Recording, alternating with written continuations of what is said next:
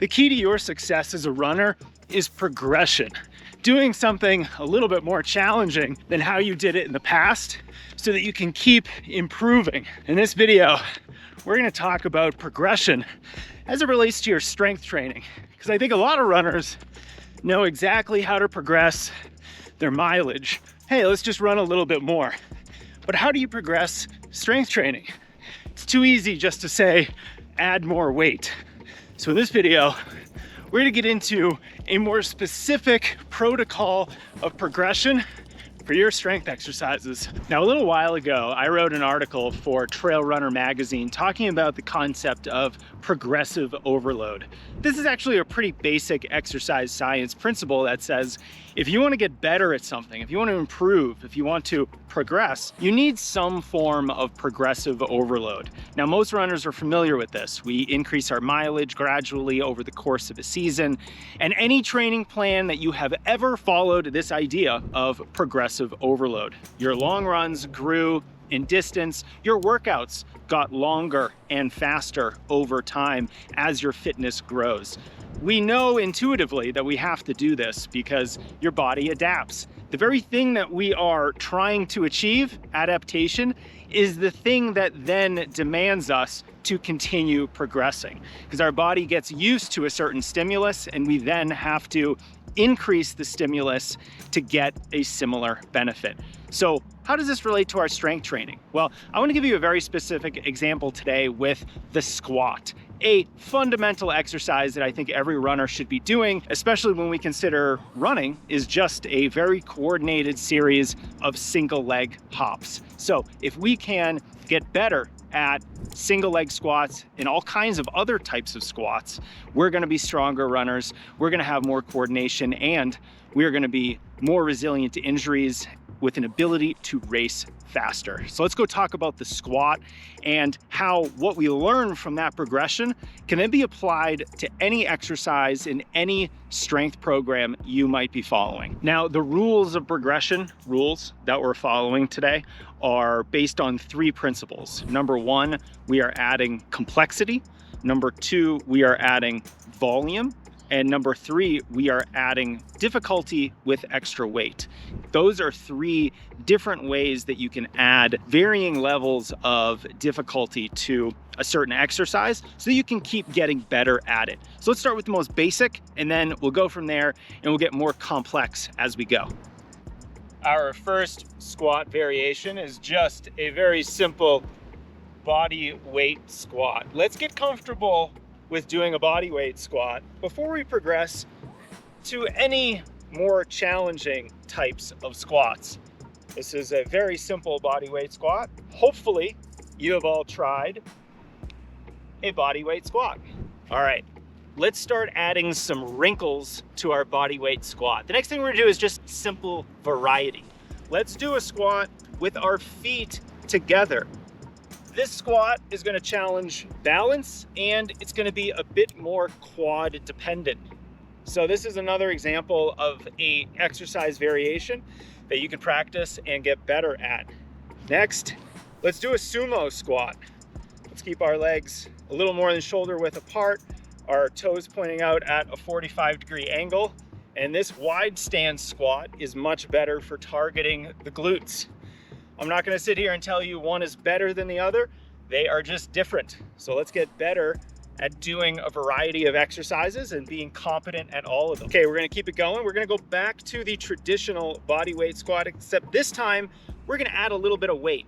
So maybe you're at home and you can grab a kettlebell, maybe a medicine ball, or a set of light dumbbells, and you can hold that wherever is comfortable for you, maybe against your chest or to your sides. And you can do a slightly weighted squat. Here we're adding a little bit of resistance. We are adding a little bit of resistance to make this exercise more challenging, but even with just holding one kettlebell or a medicine ball, it's still not super challenging. Okay, we've added variety. Now let's add some complexity. Now what we're gonna do is we're gonna do a single leg squat. A single leg squat, also known as a pistol squat, is admittedly one of the more challenging body weight exercises that you can do, but I think it's fantastic for runners Let's really practice this. This is gonna challenge your coordination, your balance and proprioception, and of course, your single leg strength. And since running is a single leg sport, we should include some single leg exercises in our strength programming. And if we keep this progression going, let's continue to do a single leg squat, holding on to some weight. Maybe that's a kettlebell, medicine ball, or a dumbbell. Maybe it's a gallon of water you have lying around at home. Maybe you can pick up your toddler, whatever you're most comfortable with. Hold that weight close to your chest and do that single leg squat. Great practice for the demands of running. And we're continuing to add complexity to this very fundamental exercise. I have upgraded my daily greens mix. You have to try how good Previnex's Gut and Greens Superfoods mix is. It tastes way better than my last greens mix, and I'm so happy to have made the switch. Now, not just because it tastes better, but because it has twice the fiber, it has clinically proven ingredients that help with digestion and gut health, and it actually has fewer ingredients. And this is actually a good thing.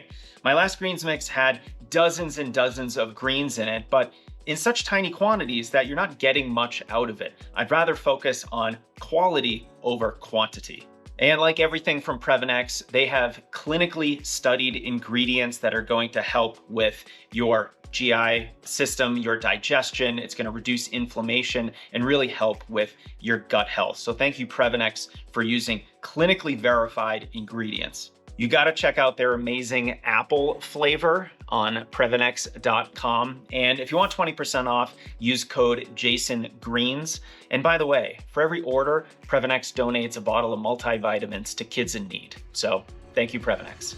And now for the final variation, we are gonna just do a weighted squat.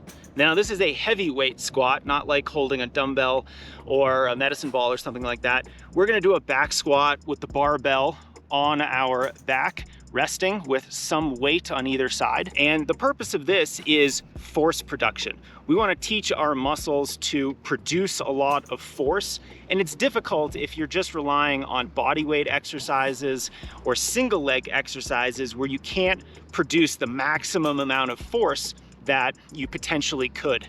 And when we're in the weight room, when runners are in the gym lifting weights, force production has to be one of our primary goals. So the final variation, the final element in this progression is doing a heavy weighted back squat. And we have more demonstrations on the channel for that, of me actually doing a back squat in the gym that you can search for here on the Strength Running YouTube channel. But this final variation is not gonna work your coordination or your balance as much as the single leg options, but it will improve your strength and your injury resilience, as well as the force production of your stride much better than all of the other variations. I wish someone would have told me this 25 years ago, actually 26, when I started running, because I spent a lot of my career kind of doing the same body weight exercise for years and years and years. Now, there is a place for consistency, just like we're gonna do a 20-mile long run pretty consistently over the course of our marathon training career. But with that said, we have to add some variations like hills or changes in pace, or doing some goal pace running in those 20-milers, or maybe doing 3 20-milers next season as opposed to just 2. So there's a lot of ways to think about progression, and hopefully in this video you learned more about how to progress a strength exercise, because it's not as productive for us as it could be if we're not progressing those strength exercises. So this is really gonna help you develop a lot more injury resilience. It's gonna help you develop a lot more strength and power in your stride. But the variety and the complexity of these movements are really gonna help you with coordination, with proprioception, with improving your technique and your running economy, so that you're just running with less energy and you're doing the same workouts with the same amount of aerobic cost to those workouts. So it's really gonna enable you to start racing a lot faster and getting a lot more out of your training. Now, if you wanna learn more about strength training for runners in this, what I think is a more comprehensive way, because we're not just talking about the 3 good exercises for runners. It's more complicated than that.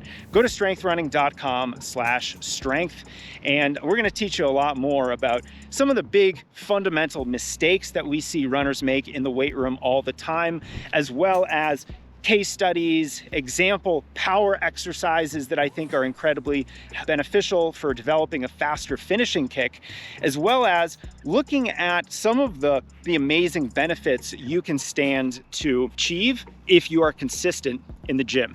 Thanks for watching. If you found value in this video, please hit the subscribe button.